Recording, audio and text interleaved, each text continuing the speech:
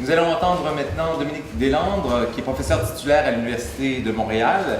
Elle a écrit Croire et faire croire, l'émission française au XVIIe siècle, chez Fayard en 2003, et avec John Dickinson et Olivier Hubert, Les Suspiciens de Montréal en 2007. Elle prépare une histoire genrée de l'espace français à l'époque moderne, à l'intérieur de laquelle se trouve ce nouveau projet, Les femmes de Montréal, de moins 10 000 à aujourd'hui, 1763, qui allie... moins 10 000 avant aujourd'hui. Avant aujourd'hui, oui, voilà. Jusqu'à 1763. Oui, merci de me reprendre. Qui allie érudition scientifique et fiction vraisemblable. Sa communication s'intitule Quand Hochelaga rencontre Cartier, paroles et agentivité amérindienne retrouvées au 16e siècle. Oui, puis j'ai un PowerPoint. Ah oui, tout à fait. Puis ça s'allume comment déjà?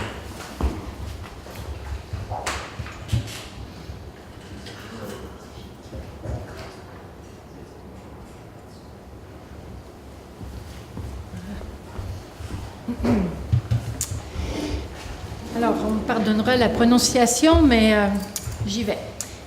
Aguyase, Karakoni, Wampun, Esnogi, Aguana, Agujida. Les linguistes ont rattaché aux langues iroquoiennes tous ces vocables qui émaillent les récits de Jacques Cartier. Mais est-il possible de retrouver le sens de ces paroles du passé quand, au moment de leur première rencontre, les interlocuteurs amérindiens et français ne connaissent pas la langue l'un de l'autre? Je fais le pari que oui, car si Cartier a pris soin de noter ces mots, ce n'était pas seulement pour faire exotique. C'est ce que je voudrais démontrer en portant une attention particulière à un moment négligé par l'historiographie, un moment précis de la rencontre entre les Iroquoiens du Saint-Laurent et la poignée de Français menée par Jacques Cartier en 1535, soit les quelques 24 heures au cours desquelles Hochelaga a rencontré la France.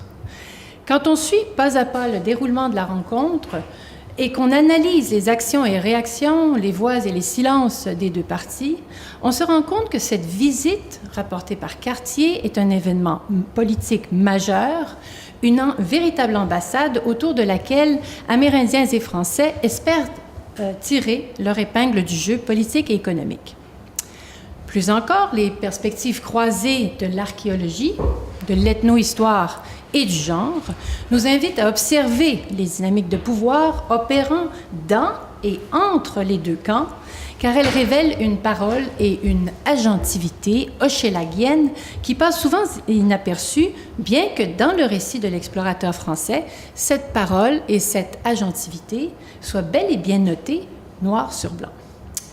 C'est clair ainsi l'agenda amérindien, très peu repéré par les chercheurs, mais dont Cartier a pris la pleine mesure tout en le réduisant, voire en le ridiculisant, afin de magnifier son propre agenda et de s'autopromouvoir.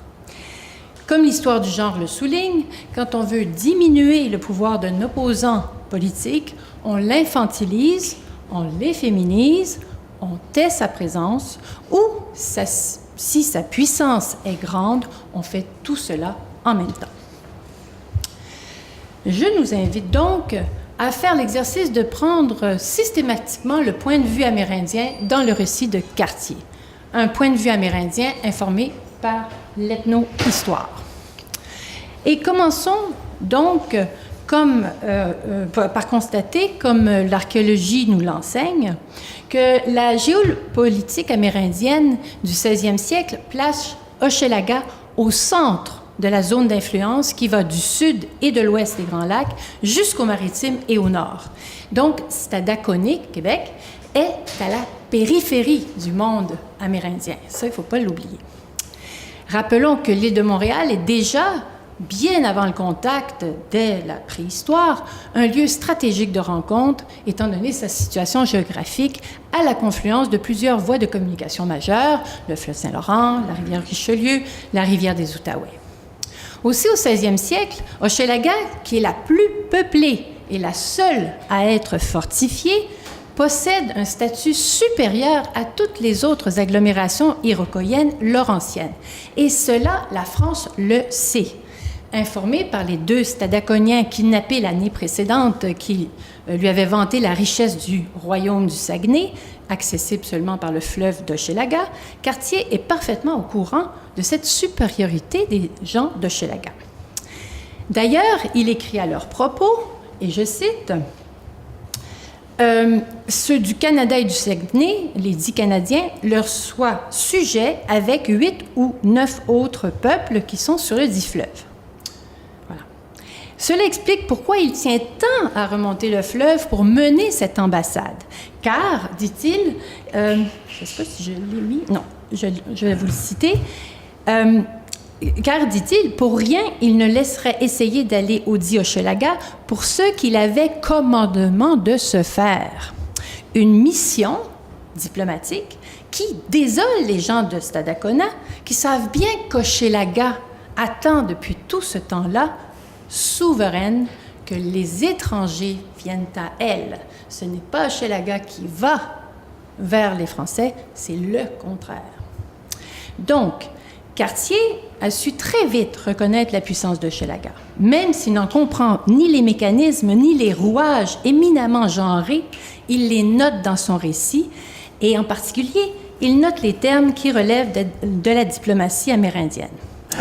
À commencer par le fameux Caraconi, au pain de maïs, dans l'épisode très connu de la pluie de pain qui s'abat sur le petit groupe de Français quand il veut mettre le pied à terre pour la première fois sur l'île de Montréal.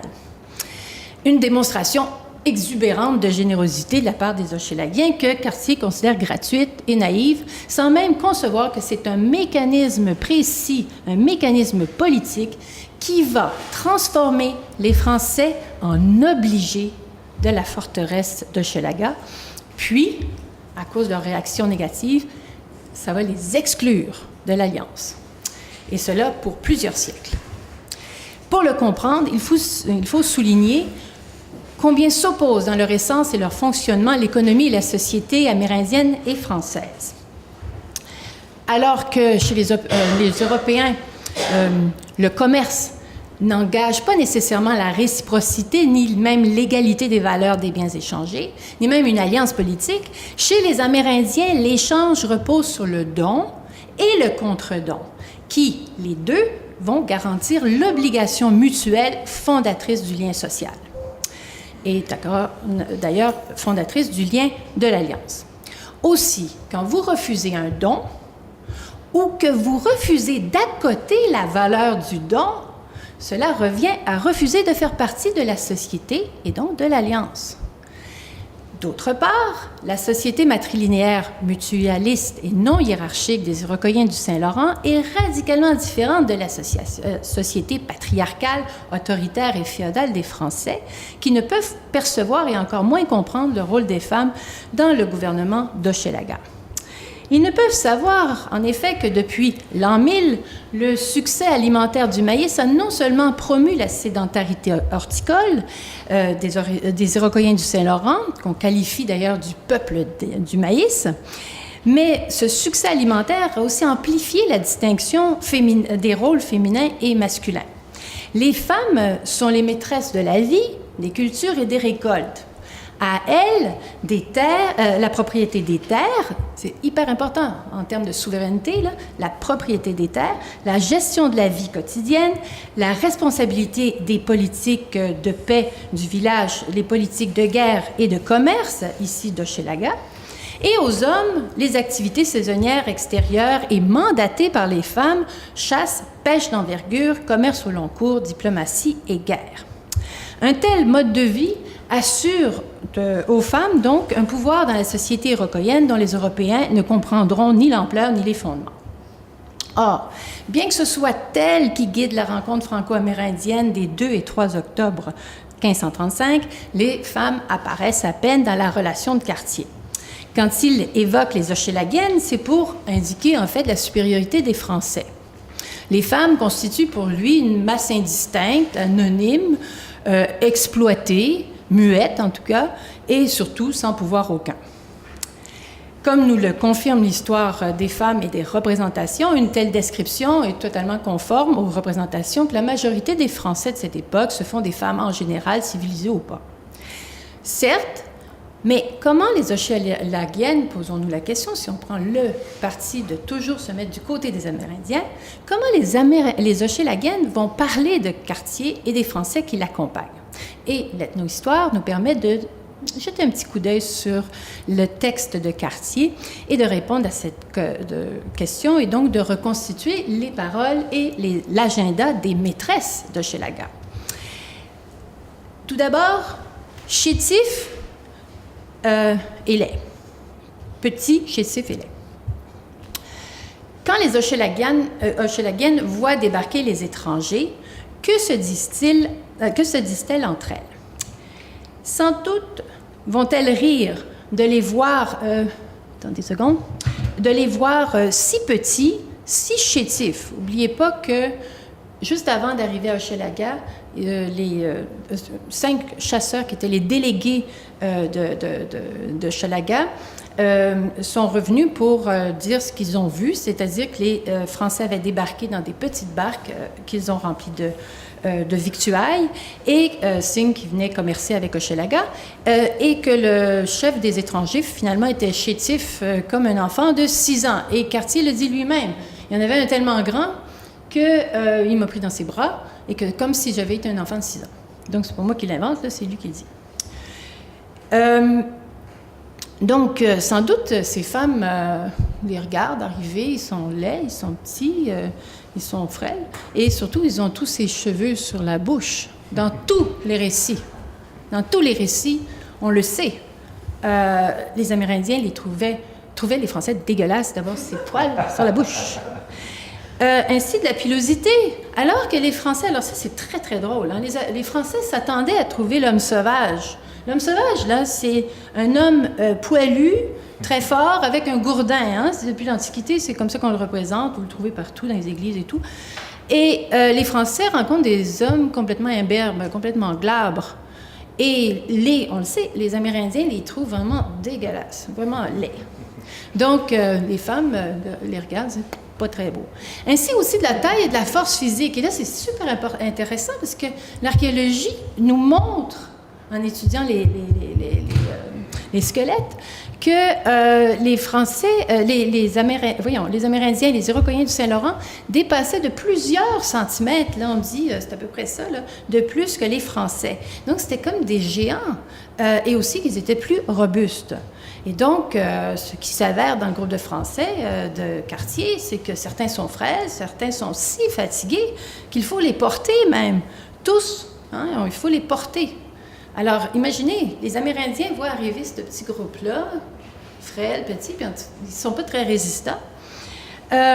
Donc, imaginez les femmes qui sont là dans leurs champs, parce qu'elles sont dans les champs, c'est l'automne, elles récoltent, et qu'elles voient arriver ces Français. Alors, petits, poilus, plutôt maladroits dans leurs mouvements, bruyants, très bruyants, parce qu'ils ne savent pas se déplacer en nature, empêtrés, comme ils sont dans leurs vêtements, dans leur cuirasse luisante, et portant leurs bâtons de guerre, comme on appelle les fusils. Alors voilà, donc première image. Deuxième image, deuxième parole, agouillassé, que Cartier dit que c'est une parole de joie et de familiarité. Voyons s'il dit vrai. Rappelons que Cartier, pendant tout son voyage, il a très peur. C'est compréhensible, mais il a très peur. Et que son récit montre quelqu'un qui est plein de courage et qui, dans le fond, n'a pas peur, mais dans le fond, il a très peur tout le temps parce que il ne sait pas évaluer les réactions des gens qu'il rencontre et il fait des gaffes. Et vous allez comprendre pourquoi. D'abord, il est tout à fait plausible que ce soit le Conseil des Anciennes, responsable des sociétés iroquoiennes de la paix, de la guerre et du commerce, qui ont mandaté des Hochelagiens pour aller au-devant des étrangers dans les 2 jours qu'il leur a fallu pour remonter le fleuve, depuis donc le lac Saint-Pierre jusqu'à l'île de Montréal. Et c'est sûrement le Conseil donc là, c'est la rencontre qu'ils font, on les attire vers Montréal, ces Français qui débarquent. Plus tard, c'est sûrement aussi le Conseil des Anciennes qui a recommandé d'envoyer en très grand nombre les habitants d'Hochelaga pour accueillir cette poignée d'étrangers, précisément au moment où ils débarquent, le 2 octobre. Il s'agissait, bien entendu, prenons le point de vue des Amérindiens, d'une démonstration de force. Ils sont 30, on lance 1000 personnes sur la plage, c'est pas moi qui le dis, c'est Cartier, plus de 1000 personnes. Ça fait peur. Qui c'est qui sont les plus forts? C'est nous. Puis Puis on n'a pas peur de vous parce qu'on a même les femmes, les enfants qui sont là. Une démonstration aussi diplomatique de bienvenue. Parce que le plan, c'est de s'assurer que les Français commercent d'abord avec les Hochelagiens plutôt qu'à n'importe qui d'autre, et surtout pas les Stadaconiens, qui sont les vassaux d'Hochelaga. Parce qu'Hochelaga est une métropole économique et politique, je le répète. Donc, le 2 octobre, hommes, femmes, enfants sont descendus du versant sud de la montagne-mère et après avoir poussé leurs cris de clan, qui sont les cris des mères du clan, pour signaler leur présence, les 1000 se sont approchés des étrangers en dansant, en leur offrant des poissons, des galettes de maïs, avec beaucoup d'enthousiasme. Et les Français ont reçu tant de galettes jetées dans leur frêle embarcation qu'un marinier a ri et crié dans sa langue quelque chose que personne dans la foule des Amérindiens a compris, bien sûr, quelque chose comme « mais il pleut du pain ». Toutes ces démonstrations de bienvenue ont fait leur effet parce que celui qui semble être le chef des étrangers est descendu de sa barque avec quelques hommes et a distribué un petit nombre de couteaux, de perles en étain et autres objets, afin de signifier clairement que les Français sont désormais les obligés d'Hochelaga, puisqu'ils acceptent les présents offerts, la pluie de pain, sans en accoter la valeur. Puis, le petit groupe des hommes pâles est remonté dans les embarcations, a passé la nuit à bord, sous l'œil vigilant des guetteurs amérindiens, tandis que la démonstration de force des Hochelagiens continuait toute la nuit. Une longue nuit, durant laquelle ce peuple demeura sur le bord du fleuve, aussi près possible des barques, faisant toute la nuit plusieurs feux et danses, en disant à tout moment « Agouyassé », qui est leur mot de salut et de joie. Alors, on peut comprendre que Cartier, il ne comprend pas la langue à ce moment-là. Hein? Seuls les interprètes de Stadacone ne sont pas montés avec eux. Avec le petit gros « Agouyassé », qui est leur mot de salut et de joie. OK. Imaginez la nuit qu'ils ont passée là, sur leur petite barque, finalement. Puis, tous ces 1000 Amérindiens continuent de faire la fête, puis de s'approcher, puis de crier, de faire... Bon, en tout cas, ça a dû être assez joyeux, en tout cas. Et voilà le matin du 3 octobre 1535, le groupe des Français débarque en force. Ils sont cette fois une trentaine et se dirigent vers Hochelaga pour, et je cite Cartier, « aller voir la ville et de mourance du dit peuple ». Les Français viennent visiblement en ambassade parce qu'ils portent leurs meilleurs atours, plus légers, plus colorés que la veille. Et surtout, ils continuent d'être armés jusqu'aux dents, bien qu'ils fassent tout ce qu'ils peuvent pour paraître pacifiques. Ils se font silencieux quand ils s'engagent sur le large sentier qui mène à Hochelaga et qui traverse cette forêt vaste des gardiens de la paix, ces grands arbres majestueux de la forêt primaire. Imaginez, c'est la forêt primaire, on n'y a jamais presque touché, plus de 50 mètres de hauteur qui, de toute éternité, couvre cette partie de l'île et commande le silence. Je ne sais pas si vous êtes déjà rentré dans une forêt de séquoia. Eh bien, tout le monde baisse le ton. C'est comme rentrer dans une cathédrale. Ben, c'était là, à Montréal. Bien, les femmes qui sont en train d'amasser les glands des chênes pour la farine d'hiver suivent le groupe en prenant à peine ne prenant même pas la peine de se cacher. Parce que les Français, de toute façon, ne les remarquent même pas, tant ils tremblent de peur et fixent le dos des guides hochelagiens qui les précèdent sur le chemin. Manifestement, les Français ne sont pas rassurés de s'avancer ainsi à travers le territoire hochelagien. Du côté des femmes, après avoir considéré la lente progression des étrangers, une des chefs de clan fait prévenir les délégués choisis par les matrones d'Hochelaga, ces délégués qui seront responsables de la diplomatie pour expliquer à ces Français qui montent là, vers la forteresse les termes de l'alliance. Ainsi, les Français vont être vite arrêtés par un premier barrage. Il s'agit d'un feu autour duquel les délégués de la forteresse les invitent à s'asseoir afin d'écouter la politique d'approche d'Hochelaga. Une politique prononcée avec vigueur par l'orateur désigné par les anciennes, ne l'oubliez pas, C'est un pas de plus sur le chemin de paix signifie que les Français acceptent les termes de l'alliance inégale qu'imposent les maîtres du lieu, qui sont aussi les maîtres de la traite en Canada. Le chef des Français acquiesce puisqu'il offre un tribut, un ridicule tribut, mais un tribut tout de même, qui transforme, lui et ses hommes, en obligés de la forteresse. 2 haches, 2 couteaux, un inutile croisement de petites barres de fer que le chef des Français pend au col d'un des Hochelagiens qui lui barrait le passage. Les délégués d'Hochelaga vont accepter cet hommage symbolique, puisque, bon, on essaie d'être en bon terme avec ces étrangers, et s'effacent devant Cartier et ses hommes, qui sont désormais vassaux d'Hochelaga. Tout le monde paraît content, on s'est bien compris, c'est un vrai miracle parce que l'entièreté du dialogue s'est opérée par signe, puisque ni l'un ni l'autre des partis ne connaît la langue de l'autre. Jacques Cartier et ses hommes marchent 2 lieues, environ 8 km, avant d'arriver dans les champs de maïs, dont ils admirent l'abondance, mais ne remarquent pas les ouvrières.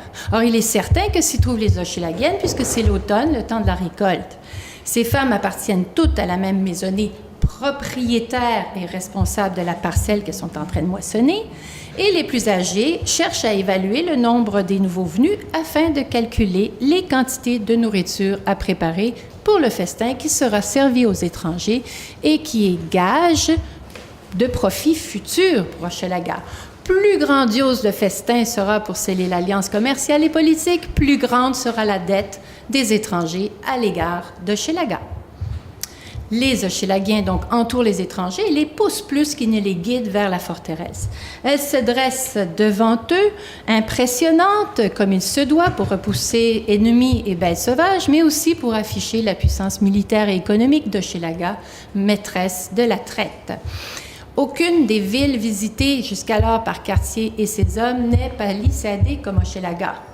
Toute ronde, on connaît l'histoire, l'enceinte dotée de 3 palissades de pieux, de chemins de ronde en bois, d'une seule entrée, entoure plus de 50 maisons longues qui logent plusieurs familles, chacune d'elles donc appartenant aux maires, donc les chefs de clan.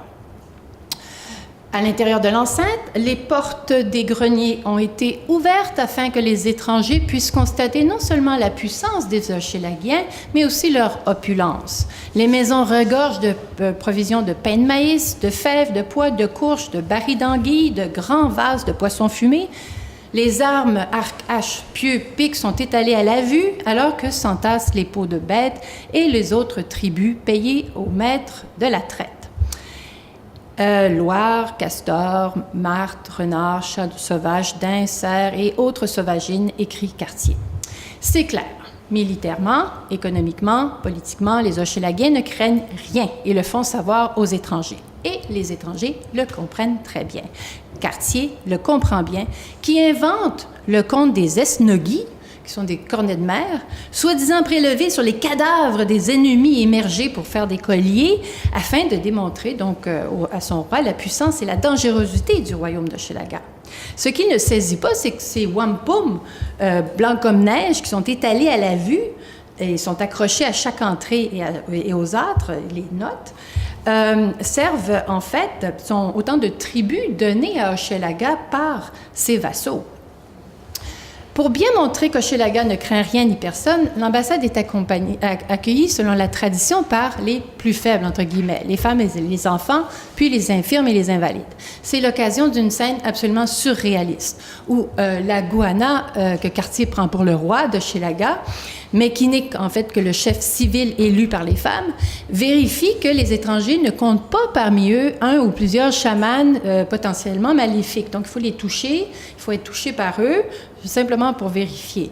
Alors que Cartier croit qu'on le prend pour un thaumaturge, un guérisseur, il ne comprend pas que lui et ses hommes sont en train d'être testés. Visiblement, bon, voilà, on les fait toucher, etc. Visiblement déstabilisés. Donc, Cartier va fouiller dans son vêtement, en sort un objet rectangulaire noir qu'il ouvre en deux et dans lequel il regarde fixement. Puis il se met à bredouiller des mots dans sa langue tout en touchant ceux et celles qui lui sont présentés. Un grand silence se fait Tous et toutes observent la scène intensément. Il est clair que cet homme, et ces hommes d'ailleurs, n'ont aucun pouvoir. C'est le soulagement collectif. Et tous se montrent très heureux de recevoir encore quelques menus objets. C'est bon. Au fond, c'est clair, les étrangers ne sont pas dangereux, ils ne sont là que pour commercer. Mais, et là, c'est là que c'était intéressant ce que tu as dit hier à propos d'accoter le discours de l'autre. Donc là, lui, il bredouille un petit truc, alors qu'il vient d'être accueilli avec plusieurs discours assez longs et tout ça. Donc déjà, c'est mis en position d'infériorité. Mais les voilà donc, ces Français qui cherchent maintenant à s'en aller. Ils ne veulent plus rester là. Et les femmes les en empêchent parce que il faut encore que les étrangers partagent le festin à tout manger qu'elles ont prévu. Et ainsi qu'ils entrent dans la grande famille hochelaguienne où solidarité, mise en commun, redistribution des biens sont de mise. Mais les Français refusent le don. Et du coup, parce qu'il dit « j'aime pas ça, il n'y a pas assez de sel », et du coup, comme le comprennent les matrones, ils s'excluent d'eux-mêmes de l'Alliance. Désormais, ils seront traités en conséquence. On fera commerce avec eux, on leur fera tout payer, et à fort prix. Ça, c'est une chose qui va se poursuivre par la suite avec les Français. Pour s'assurer que les étrangers ont bien compris ce qu'ils perdent en refusant l'alliance, les Hochelaguiens les conduisent au sommet de la montagne sacrée, le Mont-Royal, afin qu'ils constatent le contrôle exercé sur tout le pays par Hochelaga. Alors là, naturellement, l'iconographie occidentale montre toujours Cartier en premier qui regarde, mais c'est plutôt le contraire. C'est les Amérindiens devant lui en train de lui montrer le paysage. Un territoire qui s'étend jusqu'aux frontières ennemies, depuis donc les montagnes qui vont d'est en ouest, les Laurentides, jusqu'au sud, les Adirondacks, entre lesquelles montagnes, s'étendent tous les champs qu'ils ont labourés, bien plats et unis. Sur le fleuve, les impétueuses rapides dont ils sont les gardiens et dont ils contrôlent sévèrement le portage et le péage. N'oublions pas cela. Au-delà desquels rapides, le fleuve continue au sud-ouest, grand, large et spacieux, passant par 3 montagnes rondes, Saint-Hilaire, Saint-Bruno, Rougemont, tandis qu'au nord, en amont, existe une autre rivière, l'Outaouais, qui, écrit Cartier, descend de l'Occident comme le dit fleuve.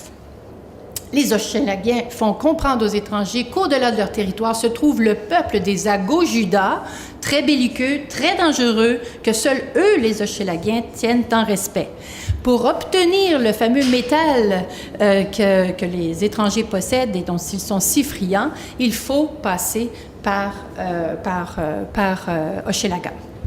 Et donc, c'est le fameux épisode où un des Hochelaguiens saisit le sifflet du capitaine qui est d'argent et un manche de poignard qui est aussi de laiton jaune comme de l'or, qui pendait aux côtés de l'un des compagnons mariniers, et montre que cela venait de l'amont du dit fleuve, c'est-à-dire là où vivent les Agos-Judas. Et l'homme insiste, il faut nécessairement passer par eux, les Hochelaguiens, pour y accéder. Et le chef des Français semble comprendre. Et c'est là qu'il va sortir son morceau de cuivre rouge et demande par signe s'il vient aussi de là. Il a l'air très déçu d'apprendre que non. Il vient sans doute du Saguenay, qui est à l'opposé du précédent lieu, donc d'Hochelaga. Alors Cartier montre qu'il veut retourner à ses barques. Dernière démonstration de puissance des Hochelaguiens, c'est dans grand nombre qu'ils raccompagnent leurs hôtes, jusqu'au fleuve. Et pour bien montrer qu'ils sont les plus forts, ils vont jusqu'à porter les Français qui montrent des signes de fatigue. Ceux qui se laissent ainsi porter prouvent bien qu'ils sont de vrais faiblards. Impressionnés, les étrangers s'empressent de regagner leurs embarcations et de faire voile jusqu'au lac où ils ont laissé leurs montagnes qui flottent. Les Hochelaguiens les suivent en canot jusque-là pour bien imprimer dans leur tête et dans leur cœur que eux, les Hochelaguiens, sont les maîtres du grand fleuve de Canada. Donc, loin d'être comme des enfants naïfs, faciles à circonvenir, comme le décrit le texte, somme toute méprisant de Cartier, les Iroquois d'Hochelaga ont donc non seulement leur agenda politique, économique et militaire, mais aussi une parole qu'ils s'efforcent de traduire en mots, en gestes et en actions durables, et qui va placer les Français, pour les siècles à venir, en position d'infériorité. C'est en effet cette parole et cet agenda qui expliquent tout ensemble le traitement réservé aux hommes de quartier lors de leur hivernage de 1536, le ratage de la mission de Roberval en 1541, la qualité des relations entre les Amérindiens et les pêcheurs et marchands de fourrure qui viendront par la suite, et même le cantonnement très longtemps, les Français vont se cantonner dans la région de Québec et ne pas remonter au-delà de Trois-Rivières, là, parce que c'est le territoire iroquois. Et cela, donc, jusque pendant les premiers 40 ans du 17e siècle. Bref, ce sont les sauvages, entre guillemets, qui continueront tout au long du régime français de dicter les termes de la rencontre. De fait, et c'est le seul cas connu de l'histoire de l'impérialisme, nous avons des conquérants qui non seulement doivent apprendre les langues des peuples qu'ils prétendent conquérir, mais aussi leur paix tribut, les fameux cadeaux. Et ça, c'est incroyable. Pour garder nos Amérindiens amis dans l'Alliance, les Français devaient leur faire des cadeaux, leur payer des tributs qui coûtent cher à l'économie de Nouvelle-France.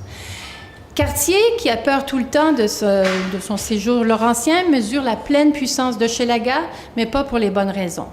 Emprisonné dans ses schémas sémantiques, patriarcaux et féodaux, il ne peut imaginer qu'à Hochelaga, en octobre 1535, il est entré en contact avec un système politique tout aussi genré que le sien, mais radicalement dissemblable, qui conçoit très différemment, d'une part, le pouvoir politique et l'échange, le don, le contre-don, l'obligation, et d'autre part, la possession territoriale qui passe par les femmes, et donc la souveraineté.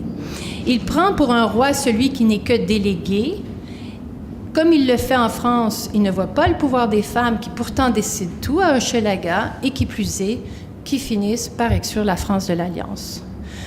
Aguyacé, Caraconi, Wampun, Esnogi, Aguana, Agojuda, les paroles amérindiennes résonnent dans le temps et l'espace, s'exprime ainsi haut et fort la parole politique des Iroquois d'Hochelaga dans le récit de Cartier, alors que les matrones d'Hochelaga veillent jalousement aux prérogatives de métropole économique et politique. N'est-il pas étonnant que l'ambassade française à Hochelaga ait été ainsi reléguée au rang d'une simple anecdote complètement sans importance? Ni les chercheurs attachés aux réussites de l'histoire, ni Cartier qui voulait se faire valoir auprès de son roi, en minimisant ses erreurs diplomatiques et surtout en taisant la grande peur qui l'habitait. Personne n'a vu à ce moment-là que les Amérindiens et les Amérindiennes ont imposé à la fois leurs paroles et leurs règles du jeu, et cela pour les siècles à venir. Voilà, merci.